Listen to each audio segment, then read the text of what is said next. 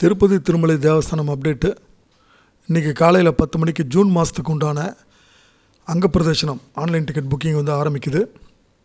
அதே மாதிரி இன்றைக்கி மதியானம் 3 மணிக்கு சீனியர் சிட்டிசன் 65 வயசுக்கு மேலே இருக்கிறவங்க தரிசனம் பண்ணுறதுக்கு உண்டான ஸ்லாட்டும், physically abled persons, physically disabled differently abled பர்சன்ஸும் மெடிக்கல் ரீசன்ஸுக்கு புக் பண்ணுற அந்த கேட்டகரியும் வந்துட்டு அதே டைமுக்கு வந்து மதியானம் 3 மணிக்கு ஓப்பன் ஆகுது. இது ஞாபகத்தில் வச்சுங்க.